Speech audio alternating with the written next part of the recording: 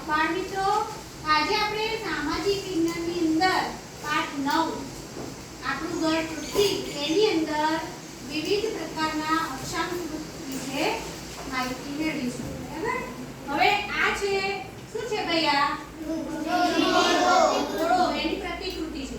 બરાબર? પૃથ્વીના ગોળાની પ્રતિકૃતિ છે.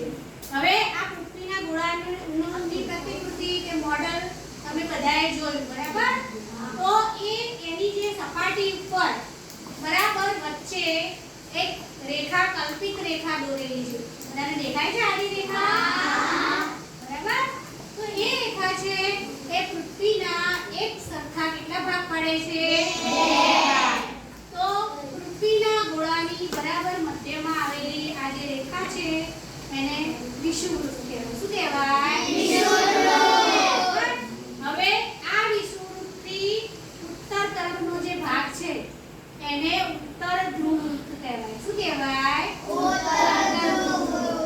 અને એ વિષુવવૃત્તથી દક્ષિણ તરફનો જે ભાગ છે એને શું કહેવાય? દક્ષિણ ધ્રુવવૃત્ત. બરાબર? ઉત્તર તરફનો ઉત્તર ધ્રુવવૃત્ત, જ્યારે વિષુવવૃત્તથી દક્ષિણ તરફનો દક્ષિણ ધ્રુવવૃત્ત. એટલે વિષુવવૃત્ત છે એ પૃથ્વીના એક સરખા 2 ભાગ પાડે છે. બરાબર? હવે આપણે વિષુવવૃત્તથી ઉત્તર તરફ બરાબર 23.5 અંશ ઉત્તર જઈશું, ઉત્તર અક્ષાંશ, તો ત્યાં એ જે આડી કલ્પિત રેખા છે એને શું કહેવાય? બરાબર?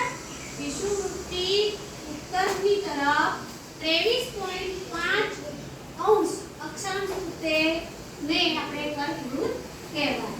હવે એ જ રીતે વિષુવવૃત્તથી દક્ષિણ તરફ બરાબર માપ એનું એ જ છે. માપ કેટલું? 23.5 અંશ, પણ દક્ષિણ તરફ જવાનું, તો એને શું કહેવાય? મકરવૃત્ત. બરાબર? ખ્યાલ આવી ગયો? બરાબર? કે પૃથ્વી સપાટી પર બરાબર મધ્યમાં આડી જે રેખા દોરેલી છે એને ભાઈ શું કહેવાય? વિષુવવૃત્ત. વિષુવવૃત્તથી 23.5 અંશ ઉત્તર જે રેખા કાલ્પનિક આવેલી છે એને શું કહેવાય? કર્કવૃત્ત.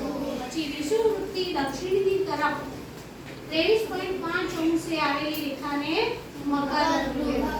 બરાબર? તો તમે આજે માહિતી મેળવી. શેની માહિતી મેળવી આજે ભાઈ? કોણ કહેશે? કોણ કહેશે? પૃથ્વીની.